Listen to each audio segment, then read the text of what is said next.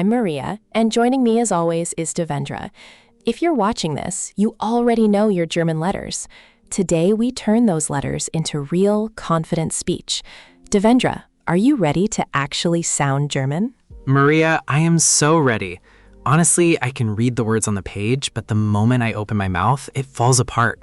Especially that CH thing. It scares me. You're not alone, and that's exactly where we're going. Today, you'll master the two German CH sounds, you'll get real control of the German R, and you'll learn vowel length, short versus long, which actually changes the meaning of words. And here's a little promise. Stay with us, because the cultural note near the end about rhythm is the part most learners get completely wrong, and once you fix it, your German suddenly sounds real. Wait, rhythm changes how German sounds? I thought it was just about the individual sounds. That's the secret most beginners miss, and we'll get there. Quick recap first.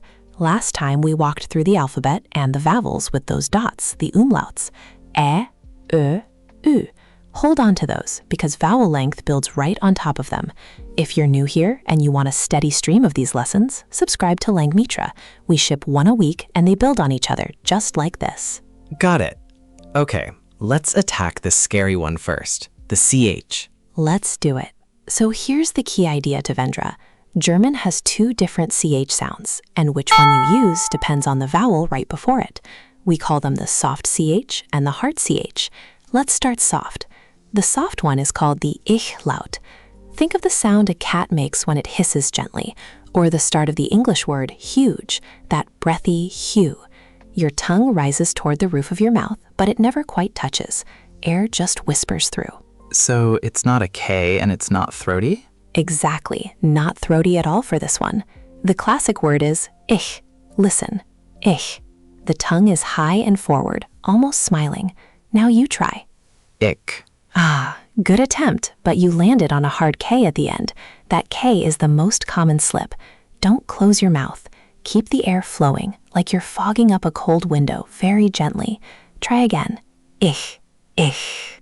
There it is. That was much softer. Hear how the air kept hissing instead of stopping? That's the ich-Laut. And getting this right matters, because if you say ich with a hard stop, a German ear hears a different word entirely. Let's add a real travel word. München, Munich. The CH in the middle is soft. München. München. München. Lovely. You even kept the soft CH. One more soft one you'll see everywhere on menus. Möchten, as in ich möchte, I would like. Super useful when you're ordering. Möchte. Möchte. Ich möchte a coffee. That's the goal. Now here's the rule for when ch goes soft. It's soft after the bright vowels, after e, a, u, and after consonants like l, n, r. So ich, möchten, München, all soft. Okay, so what flips it to the hard one? Great question, Devendra. The hard ch, the ach-Laut, comes after the dark open vowels, a, o, u, and ow. This one is in the throat. It's like clearing your throat very softly, or the ch in the composer's name, Bach. The back of your tongue rises toward the soft part at the back of your mouth. Listen, ach, now Bach. Bach. Bach. Close, but again you hardened it into a k. Keep it breathy, like a gentle gargle without water. Bach. Bach. Bach. Yes, much better. That came from the throat that time. A travel useful one. Buch, book. And acht, 8. Acht, you'll hear it in prices and platform numbers. Try acht. Acht. Wow, I can feel it's a completely different place in my mouth than ich. That's the whole lesson in one sentence. Soft ch lives high and forward. Hard ch lives low and back. The vowel before it tells you which. Bright vowel, soft. Dark vowel, hard. Ah, right. E and E are bright. A and O and U are dark. That's a clean rule. Before we move on, let's lock in block 1. Repeat after me and tell me the meaning each time. Ich. Ich. I. München. München. The city Munich. Buch. Buch. Book. And that one's the hard ch from the throat. You just self-corrected. That's exactly what a confident learner does. Now let's role play. Imagine you're at a cafe counter in an airport. The server looks at you. Order a coffee politely using I would like. Ich möchte ein Kaffee, bitte. So close. And your soft ch in möchte was beautiful. Tiny fix. The German word for coffee is Kaffee, not the English one. Ich möchte einen Kaffee, bitte. Try the whole thing. Ich möchte einen Kaffee, bitte. That was clean. Genuinely, compare that to your first ich 2 minutes ago. You've already improved. If this is helping you, a quick thumbs up sends it to more learners. Now, ready for the second monster? The German R. Yes. I always hear it kind of swallowed and I can't copy it. Then let me make it relatable with English. The English R, like in car, curls the tongue back and the tip does the work. The German R does the opposite. The tip of your tongue stays down and relaxed, and the action happens at the back, near where your hard ch lives. It's almost a soft gargle. Think of gently saying ah at the doctor's. Wait, so the German R and the hard ch are neighbors in the mouth? Yes, same back of the mouth zone. The ch is just air. The R adds a little voice and vibration. Let's try a beginning R, which is the strongest one. Rot, red. Your tongue stays down, the back does the work. Rot. Rot, with a rolled front R. Good energy, but you rolled it at the front, like Spanish or Italian. Pull it back. Don't tap the tip. Let the back of the throat do a soft scrape. Rot. Rot, rot. Better! That second one moved to the back. Now a hugely useful travel word. Rechts, right, the direction. Beginning R, back of the throat, then a soft ch because of that bright E. Rechts. Rechts. Oh, that has both today's sounds in one word. It does, and that's why it's perfect practice. Now here's the part that surprises everyone. When R comes at the end of a word, or in an unstressed ending, Germans barely pronounce it as a consonant at all. It softens almost into a vowel sound. The word Wasser, water, doesn't end in a hard American R. It's more like Wasser. Try Wasser. Wasser. Soften that ending. Let the final R melt into a. Wasser. Wasser. Huh, that feels lazy almost. It feels lazy, but it's exactly right. And that lazy melt is what makes you sound native instead of robotic. Same thing with the word for beer. Beer. Listen. Bier, not beer. Beer. Bier. Ein Bier, bitte. Now you're a traveler. So remember the 3 positions, Devendra. Beginning R, strong from the back, like in rot and rechts. Middle R, still there, but lighter. End R, it melts into a soft like Wasser and beer. You can drill these exact words on Langmitra's vocabulary section after the video. That ending rule alone explains so much. I always wondered why beer never sounded like how I was saying it. Exactly. Now, our third pillar, and this one is quietly the most powerful, vowel length. In German, holding a vowel longer or shorter can completely change the word's meaning. English does this a tiny bit, but German is strict about it. Hold on, the length of the vowel changes the meaning. Give me an example because that sounds wild. Here's the classic pair. Ihn, long E, means him, but in, short E, means in. Long versus short, 2 totally different words. And there's a beautiful spelling clue.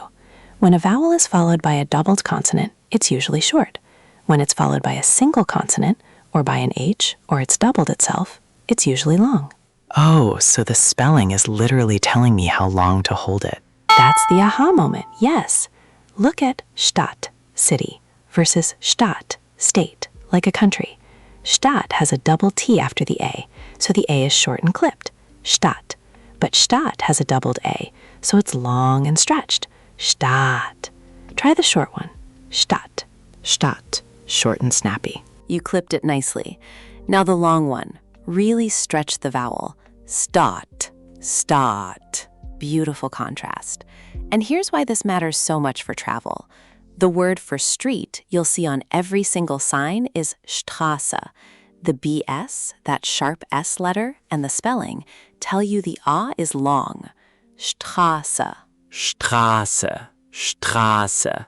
So when I read a street sign, I should stretch that A. Stretch it, yes. Bahnhof, train station, long A. because of that H after it. Bahnhof. The H is silent, but it's a flag saying hold the vowel. Try Bahnhof.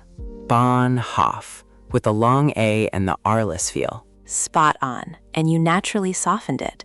You're connecting the rules already.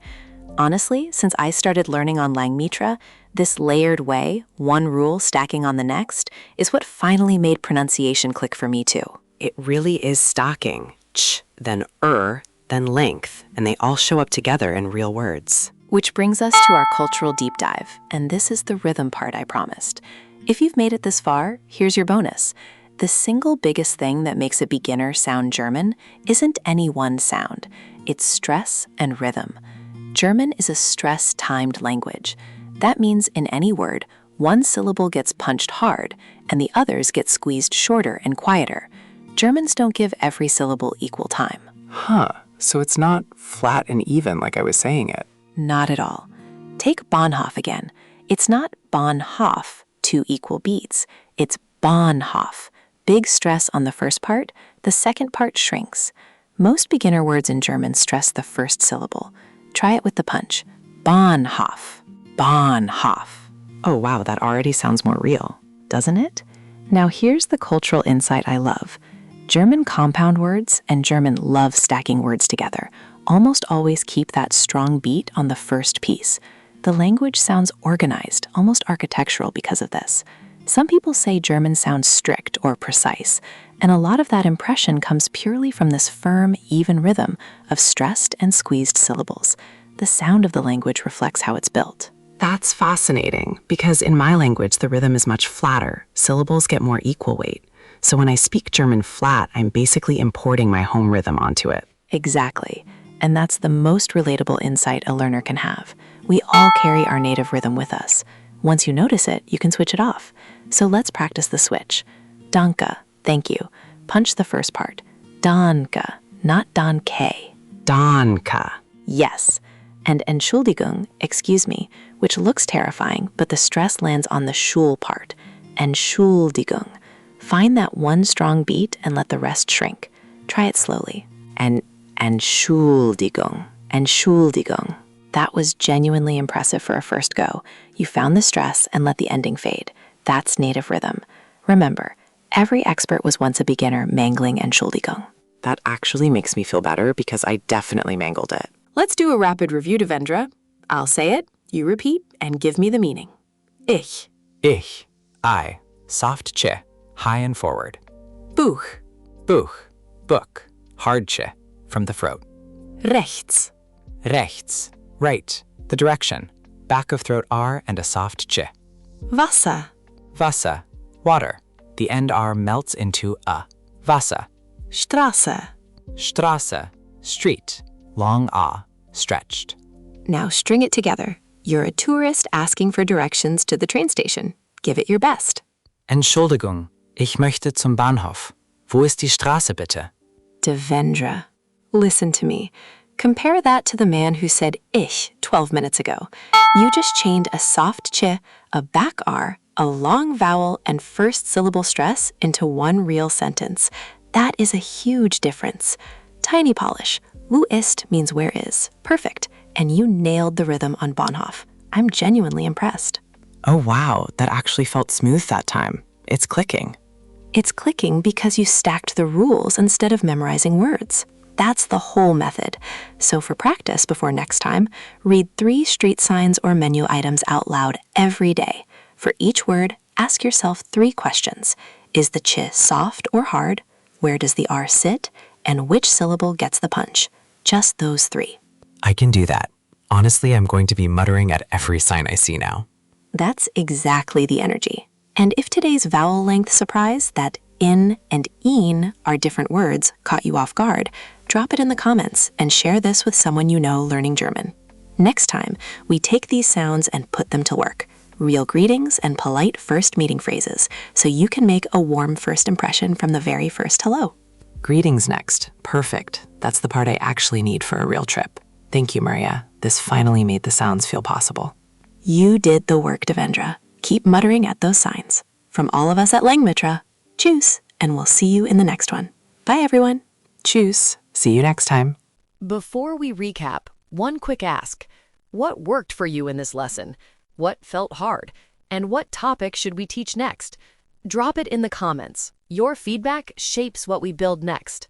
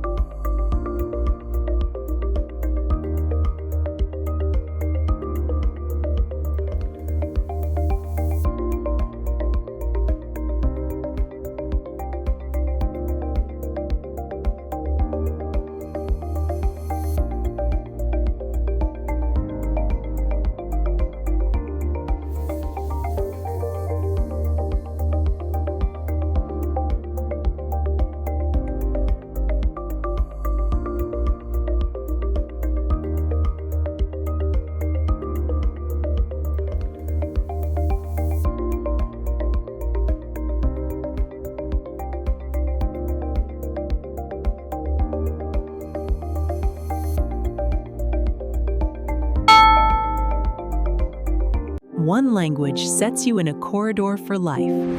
Learn language with podcast. Subscribe.